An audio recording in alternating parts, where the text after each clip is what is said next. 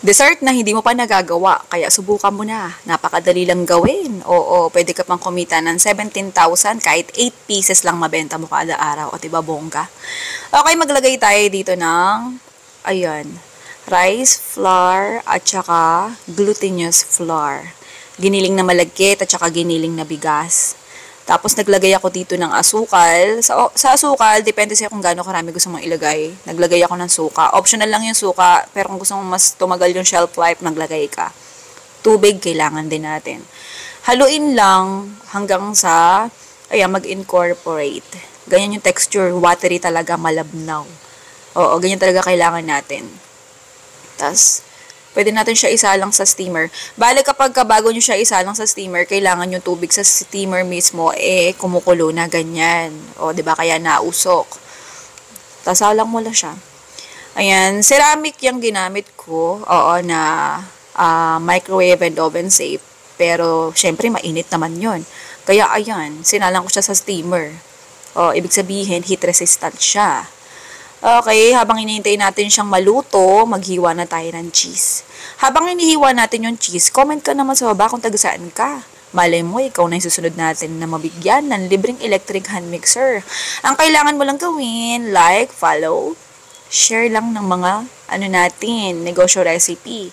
Huwag kalimutan mag-comment sa baba para ma-recognize kita. Ganun. Okay, pagkalipas ng ilang minuto, balik tayo dito sa ating mixture. Luto na siya. Oo, tas hangon na natin siya, tabi lang natin pansamantala, tapos magsalang tayo ng panibagong kaldero, maglagay tayo ng glutinous flour. O kaya rice flour, kung anong gusto mong gamitin sa dalawa na yon. Tostahan lang natin siya. O, tostahin ba? Oo. Konti lang. Oo, hindi mo na kailangan pag-brownin yan. Bali, umuulan-ulan na, gabi na dito sa atin. Kumusta naman dyan sa inyo? Tama nga yung weather forecast, uulan nga ng gabi. Oo. Hanguin na natin siya. Pagkahango, ayan, naganda ako ng lalagyan. Tapos, ayan, nagbago isip ko. Sabi ko, wag na kasi dagdag hugasin. Kaya, ayan, dito ko na lang mismo kung saan ko niluto. Ayan, dyan ko na lang din siya hahaluin. Naglagay ako dito ng butter. Oo, yung butter optional lang. O, pwedeng mantika na lang lagay mo. O, ginaya ko lang yung recipe nung iba. Naglagay sila ng butter. Pero para sa akin, kahit di ka maglagay, kahit mantika lang. O, kasi naisip ko, butter nilagay nila. Ako kasi madalas mantika lang. O, isip ko, try ko nga yung butter, baka mas masarap.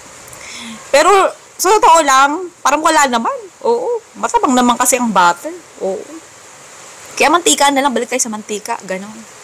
Okay, pagtapos natin siyang masamasahin, ayan, maglagay na tayo, mag-grease tayo ng konting, ayan, yung tinusta natin kaninang glutinous flour. Ayan, kung saan ka man magmamasa or mag-mold, ganon. Ayan, tapos magpahid ka ng mantika sa kamay mo para hindi siya kumapit sa kamay mo. Ayan, lagyan natin siya. Ayan yung dough natin. Oo, luto na yan ha, luto na. Nakita nyo, in-steam natin. Tapos pagka na-flat, hatiin lang natin siya sa 8 piraso. Tapos magpahid ka ulit ng mantika sa kamay mo. Kasi syempre malagkit siya, di ba? Ayan, tapos pakita ko sa inyo, ito yung palaman na ginamit ko. Okay, sa palaman pala, depende sa'yo kung anong palaman na gusto mong gamitin. Okay? Ayan, sa palaman, depende sa'yo kung gaano karami. Ang nilagay kong palaman dito sa recipe ko ay chocolate at saka cheese. Mahilig kasi sa chocolate si Esha, yung mga anak ko. Ako din ganun. Kaya ayan ang nilagay kong palaman.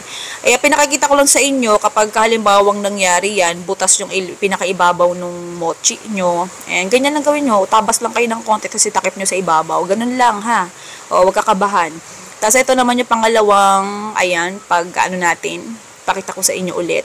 Gumamit na ako ng, plastic gloves. Mas, kasi siya, o, pag wala ka kasing plastic gloves na gamit, mas madikit siya sa kamay. Unlike sa plastic gloves na may grease ng mantika.